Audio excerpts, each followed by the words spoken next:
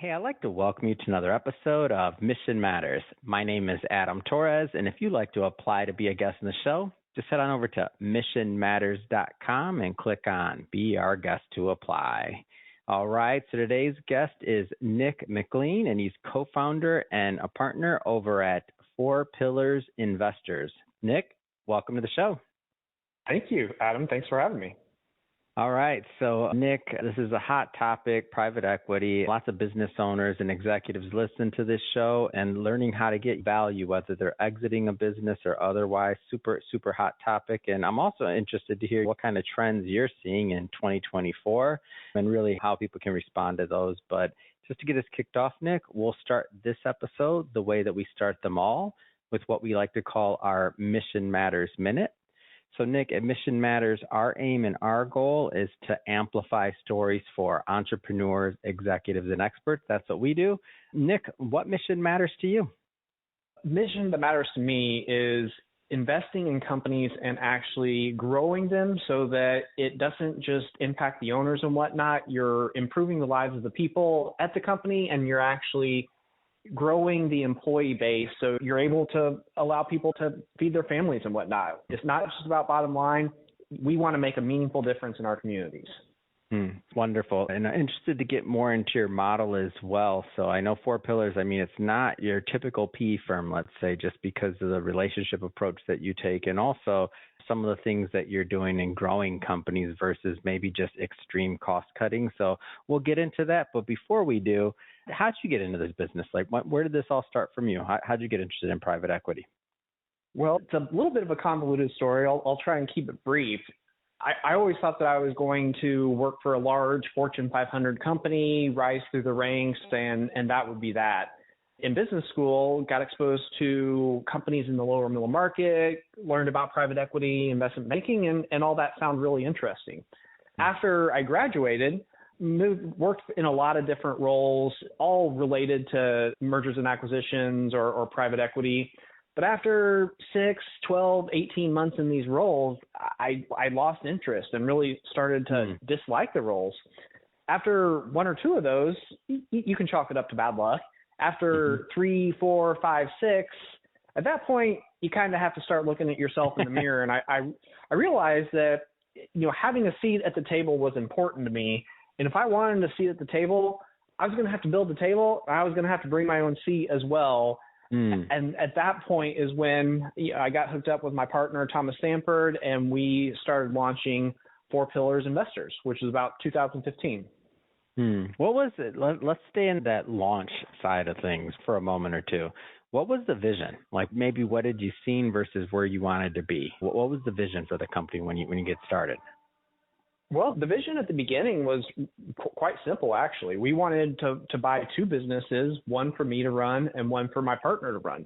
The idea was that we felt like there were a lot of companies out there who could continue to grow, except that the current owners didn't have the desire to grow. They've been working in their business 20, 30, 40 years, and motivations change whenever you get closer to retirement age. Making that extra buck or taking on that new customer or new product line, it's maybe a little bit more work than they want to perform at that stage, and certainly sometimes a lot more risk. Us being at a little bit earlier point in our careers and whatnot, realize that our risk tolerance and investment horizon lined up more naturally to pursuing growth. And that's what really excites us about the companies that we work with. That's interesting. So now you have this original idea. You're thinking, okay, let's get a couple companies. Where does it go from there? How does it evolve? Well, good question. So the company that I was running had been running it for only a year, 18 months. And a local competitor came to us and said, hey, we might be ready to sell. Would you be interested in buying us? That's amazing. And so, we looked at it. Ultimately, they backed out for whatever reason. But there's a lot of fragmentation in this industry. That was helpful to get us to start thinking about maybe we should pursue other types of companies in this industry in order to do a consolidation play. So long story short, looked at a lot of companies, made a lot of offers. It never really panned out for many different reasons. But through that process, I realized that I didn't want to run a company that was making widgets. I wanted to run a private equity firm. That's when our model shifted from just buying a couple of businesses for my partner and myself to run to transitioning to a real private equity firm where we're going to make multiple acquisitions. We wouldn't be the president or CEO of these companies. However, we would sit on the board. We would try to affect growth and grow the businesses, albeit not as an employee. And so now you're in the private equity firm business, and some of the things, and I'll definitely have you elaborate on this because I don't want to assume, but from what I've seen, you're not necessarily going the strict cost cutting and efficiencies route, and you're not necessarily stripping companies. Like you're trying to really grow them. How did that thesis come about? Like, where did that come from? Like because your model's a little bit different, like the relationship approach and some of the things that you're doing, it's a little bit different. How did that come about? Well, it really came about through personal experiences as well. My undergrad degree is in industrial engineering. A lot of that's about process improvement, process standardization, a lot about the typical cost-cutting type initiatives that you hear about. At one of the companies I worked for, it was a pretty broad role, definitely worked on some process improvement type projects, and they were successful. Like on one project, we reduced the in-process inventory by 10x or 90%. So that's great. Then you go to look at the income statement or even the balance sheet, and it's really hard to see how those efforts impacted it. However, in another role at that company, it was more of a business development role. I helped land a customer that accounted for 10+% of revenue prior to bringing this customer on. I mean, that's easy to see. And through that process, I realized that operational efficiency, it matters. But if you really want to drive company growth, you drive company growth through building the top line, not optimizing your current operations. And that approach has really permeated and is pervasive through our diligence process as well. One of our taglines is that we look for an untapped potential for growth. And that can show up in numerous different ways. But as we think about the companies that we want to go after, we've got to be able to see that there's a meaningful path for growth.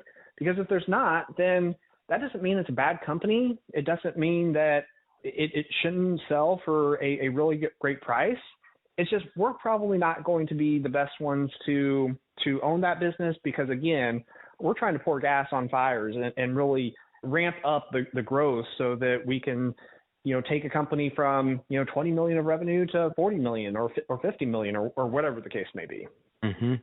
And so speaking of the companies, let's go further down that line. So you're like maybe size of company, like a niche type of business industry, like what are you looking for in an investment? Typically, we're looking for companies with at least, let's call it 20 million of revenues. Earlier on, we looked mostly at manufacturing companies. That's partially because, again, my degree in industrial engineering, but also because, I'm from the Kansas City, Missouri area. And in this area, you really can't walk too far without running into a manufacturing company. So it's a target-rich environment. However, after we started looking at companies in different industries, you start to realize, especially on the sales and marketing front, that there's an overall lack of sophistication. Now, I don't mean that critically at all. It's just what we see a lot is the owners get to a place where their processes have worked for them to get the company to a size that they are happy with. And that's great. I mean, it's clearly worked for them because they're on the precipice of a large-scale exit. However, from our perspective, we feel like there are some basic business fundamentals that we can implement whenever we become the owner of the business. And if there are basic business fundamentals that we can implement that can drive growth, that's great. Because basic business fundamentals, that doesn't mean that we're buying a $5 million piece of equipment and crossing our fingers that the customers will really come. It's just doing what we do, but in more effective ways and just thinking about how to do things differently. Yeah, I like that. I love that you bring up that marketing piece and just thinking about like how you want to grow the business and risk, because a lot of people, especially in the manufacturing spaces, they built these companies over a long time and they're heading towards retirement, right? And so as they head towards retirement, do they necessarily want to take more risks? Do they want to explore more markets? Do they want to, like you said, it's been working for them. It's probably like 2 years ago now, I had this gentleman on the show who they purchased a ball bearing company out of, I think it was, I forgot. It's definitely in the Midwest, but I don't remember what state. It could have been Wisconsin. I could be off though. But anyway, I remember having this conversation with them, and the company was doing well. Everything's good. But one of the things that they'd never considered was like their marketing side. And after creating, like, let's just say marketing side and upping their brand, they ended up developing this huge international side of the business, exporting their product that they never even considered from inbound leads that had come in. And it totally changed the complexity to where, let's just say before they started that marketing, it might have been doing like 80% of their business domestic and 20% international, and it flipped. Like it totally flipped because there was such demand for what they had. Over like 5 years, it flipped, and their size of their business grew. It didn't mean that they lost that domestic base. Didn't mean that at all. It's just that they didn't even know there was a demand like internationally for their exact product and for what they were doing. Like until they started going down to doing some marketing that hadn't been done before, and they stumbled upon this whole other stream that they had no idea. So I like it. I feel like what you're doing is amazing because it's really building. It's not about stripping away necessarily. Not saying that if something does need to go, I'm sure it goes, but it's about building. It's about creating jobs. It's about figuring out new ways to add value. And so I think that's interesting. Well, I appreciate that, and we didn't encounter a scenario where the sellers were looking to grow and were pursuing some new sales and marketing techniques. But there's a cautionary tale with one of the companies we purchased, a cautionary tale for a lot of business owners out there that are maybe getting not complacent, but not too interested about growing. This business had a great customer, very, very large customer in terms of total revenues and whatnot. And the company that we purchased, he just didn't want to grow with their customer. And his belief was that the customer was going to stick around, that they weren't too concerned, that he wasn't buying new equipment or adding labor or whatever. Once we get in there and we're operating it for a few months, we have a sit down, and after we build the relationship a little bit to where they feel like they can be honest with us, they came clean and said, listen, we're trying to find a replacement vendor for you guys because you just won't grow with us. And that was a tough message to receive. And we realized that it was, all hands on deck to try to prove to this customer that, what they wanted is exactly what we wanted.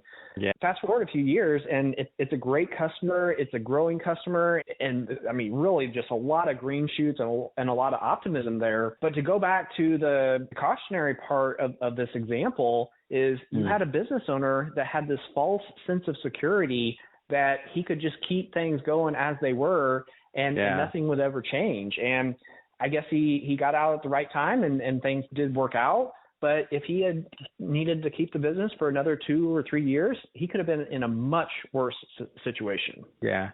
And I think that's a great transition to my next question, actually. And really, that's maximizing value so that you can get the highest possible price as a business owner before you exit. So that guy got lucky. You're right. He was on buying time, and man, if that customer would have been gone, geez, the valuation, I don't know, whatever the percentage was of that revenue that customer made, that customer is gone. Like even just the look of losing a customer like that, now he might not even be able to exit in the near future, just playing that scene out because you don't want to show that like massive decrease in revenue. It's a big negotiating point, right? For whoever's looking Absolutely. to buy if you lose something like that. So I guess taking the other side, opposite side of this is a good transition, as I mentioned, adding value to the business so that someone can exit it at the highest possible price. Like, what does that look like in your experience? Well, that's a hard question to answer in just a few moments. So I'll maybe just hit a few high-level points. First off, if you think about a private equity buyer, or really any buyer, they'll ask a lot of questions, but what they are going to be most concerned about is consistency in revenues, consistency in costs, and ultimately consistency in cash flow. If you are able to help show potential buyers how consistent your revenues are or have been and will continue to be, that's a great first step. Oftentimes we'll talk to business owners and they say, well, how are you doing this year? Oh, pretty good. How are you doing the last 3 or 4 years? Oh, I mean, this business is steady as she comes. And then we look at the numbers, and then the numbers tell a totally different story.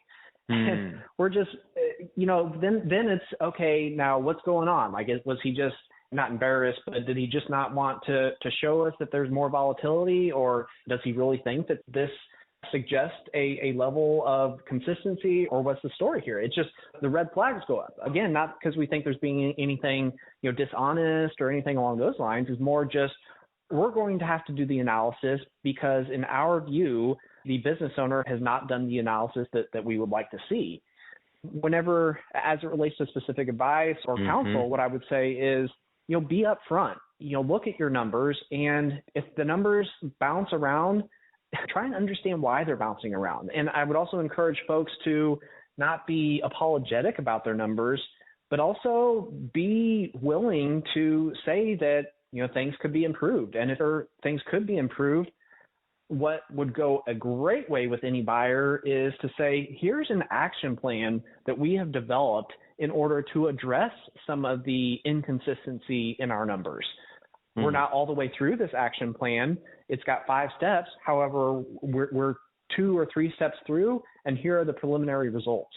I mean, that type of proactivity, I would be incredibly impressed if I had that type of conversation with a business owner. That makes a lot of sense. And looking at like the owner and the business itself, or I should say, whether it's the founder, owner, whatever, what are you looking for in terms of that partnership as you go to acquire that business? Like, are you looking for them many times to stay on for a bit? Is it like what is your philosophy behind that? I've seen a lot of different structures. What I would say is that generally speaking, we value what the founder or the current owner has done in order to get the business to where it is today. We feel like we would be egotistical or even foolish if we just bought the business and said, you know what, you've done a great job, but we're so smart, we can take it from here, go get an extra beer on us or whatever. I mean, that's not our approach at all. I mean, we are collaborative. We want people to continue to be interested and form that long-term relationship. Something that's happened in numerous conversations with business owners before is once we got fairly far down the pike, we'd start talking about our growth initiatives and what we were trying to do. And something in the business owner changes, and these aren't exact words, but the general message is that, wow, you guys are, nobody has been this excited about my business since I was 10, 15 years ago. All this stuff sounds really great, and I'm really invigorated by this process. And man, I'm kind of looking forward to working together and trying to grow this business once you purchase it. That's not an uncommon dialogue that we've had with business owners. Yeah, I can see that. And to have resources, help, and other a vested interest, right, from an outside party that is into growing businesses. Because depending on the business owner, I don't want to stereotype, but maybe some didn't have even that business background in the beginning. They were experts in their field. They built their business brick by brick, and over time that grew into something substantial. And they may have never even had that outside vantage point, right? Like for some. Right. So even the possibility side, I can see how that can be kind of infectious. Like, wow, like what are the plans or how? Like, oh, wow, this is possible. Yeah, this is exciting. I can see that. I can see it completely. Yeah. Oh, well, Nick, I just have to say this has been a lot of fun having you on the show. I learned a lot. I'm sure my audience did as well. That being said, if somebody's listening or watching this and they want to follow up and they want to learn more about what you're doing over at 4 Pillars Investors, how do they do that? Well, definitely you can check out our website. It's 4pillarsinvestors.com. The 4 is spelled out, F-O-U-R. But if you'd like to learn about more business topics and how we think about strategic planning or growing businesses, they should probably check out my YouTube channel. It's at Nick 4 Pillars, F-O-U-R-P-I-L-L-A-R-S. I have a wide variety of topics from business case studies to how we do strategic planning, how to grow businesses, et cetera, that I think is intended to be a good resource for business owners. Fantastic. And for everybody listening, just so you know, we'll put the links to that in the show notes so you can just click on the link and head right on over. And speaking of the audience, if this is your first time with Mission Matters and you haven't done it yet, make sure you hit that subscribe or follow button. This is a daily show. Again, daily meaning each and every day we're releasing new episodes, bringing you new thought leaders, new amazing stories, and hopefully more inspiration to help you along inside in your journey as well. So I want you to get that notification tomorrow when we release the next episode. Again, definitely hit that subscribe or follow button. And Nick, thank you so much. I appreciate all you do. And thanks again for coming on the show. No problem. Thank you.